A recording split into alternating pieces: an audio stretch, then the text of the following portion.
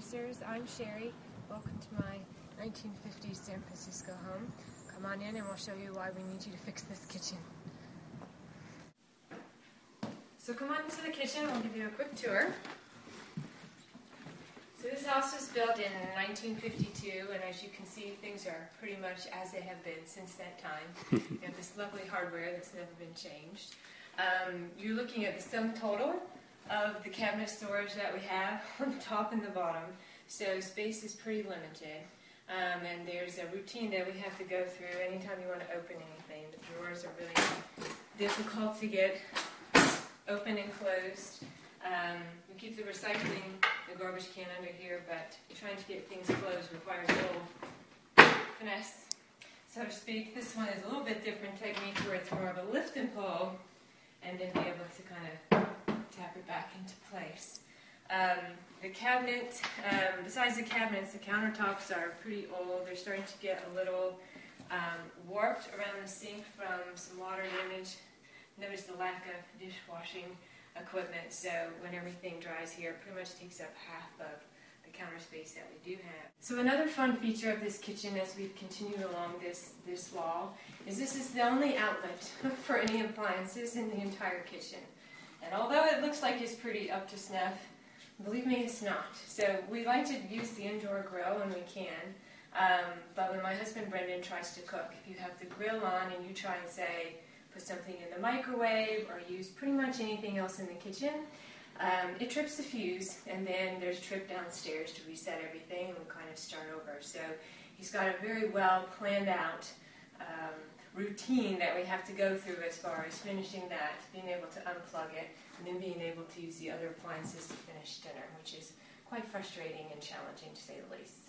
I mentioned before, we have no dishwasher, so I spend a lot of time here washing dishes, and our dog gets bored. Peggy, come! So she sometimes, I'll entertain her while I'm washing dishes. Peggy, sit! Peggy, high five! Peggy, high five! Good girl. Peggy, high five! Oh, she's so tired.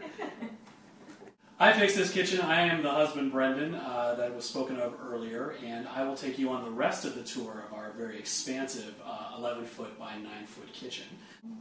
Now today is one of the 3 sunny days in San Francisco that we get out here, especially in the sunset.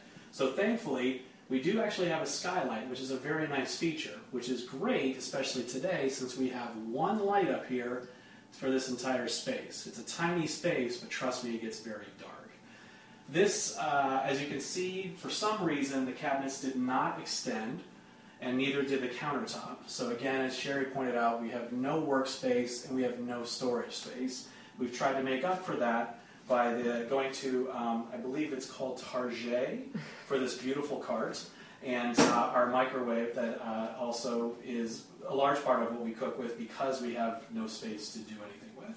If you look up in here, this used to at one point apparently be the vent for a stove.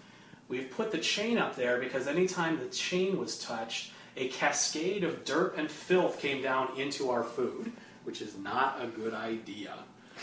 Continuing around, you can see this soffit. I have no idea why this is here, and I also didn't understand why this strange disc was here. I moved this. At first we thought maybe this was the doorway to Narnia, but it's not. I think this used to actually be the vent for the stove. Now why there's a hole in the roof and this is beyond me. Then we have the refrigerator. I do not know when this refrigerator was made. I am guessing sometime in the 70s or 80s. The joy of this refrigerator is a couple things. One, as you can tell, it's very short because it doesn't have a lot of storage space. Why is it so short? Because when this was built in the 1950s, this is how high apparently the refrigerators were. So when they replaced the refrigerator, they had to find one that fit this space. So thankfully they found the cheapest and smallest one they could, and that's what we're stuck with. You may ask yourself, Brendon, you hate that refrigerator. Why didn't you replace it? It's because of this. I am not in a place yet where I'm ready to knock down an entire piece of shelving unit in order to put in a new refrigerator. Maybe somebody could help me with that. Wink. So this is our refrigerator, and the part of the fun of having a refrigerator from the 1980s is that it's starting to leak. But here's the scary thing, it's not hooked up to water. We're actually not exactly sure what's going on. Our theory is that it's freezing in the back and then thawing every, 5-10 minutes or so. And what then ends up happening is these giant pools of water in our crisper, in our meat dish, and laying in pools on all of the trays. It's a lovely thing. So what should we start with? Well, we're actually high school sweethearts. We met in, there's a little bit of a dispute about exactly when we met, but I would say it was an algebra class. Someone else would say it was actually in marching band. If you wanted to be correct, you would say anyway, so we dated in high school, and then it was kind of an off and on thing in college, and we got married pretty young, right after college graduation for you. That's right. And since then, we've moved across country a couple of times.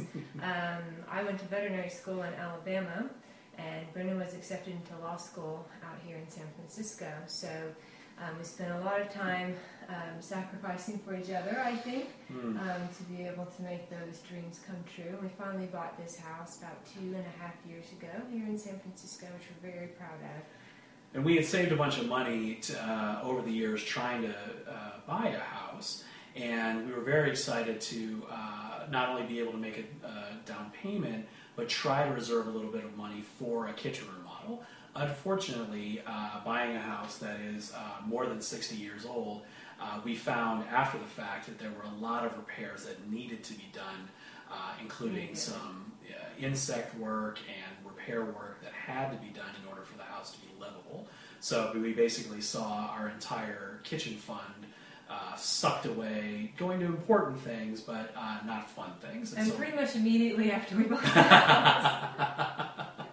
No surprises, it just happened right away. Exactly. But we both work long hours, we both work very hard, and I think Brendon deserves a new kitchen. He does most of the cooking, and I know it's very frustrating for him to spend an hour commuting on the train to get home and then have to deal with frustrating kitchen issues just to get dinner on the table. That's the one meal that we consistently share together at the end of the day. So it's important for us to have that time, and it would just make our lives a whole lot easier if we had an efficient kitchen to make that work.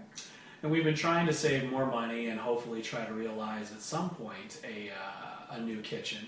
But then something different happened, and after many years of marriage, we are expecting our first child, and we are at this time about 4 months in.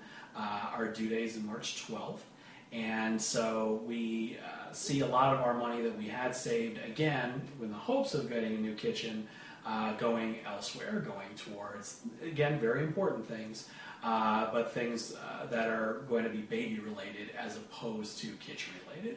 So the idea of getting this done and getting a functional kitchen in the near future is ideal. And this is my mother's first grandchild, so I think we're going to be inundated with family and friends, and we'll want to spend some time with them here in our home, and we'd love to be able to do that comfortably. So please take us under consideration. We really need your help. Fix this lovely kitchen.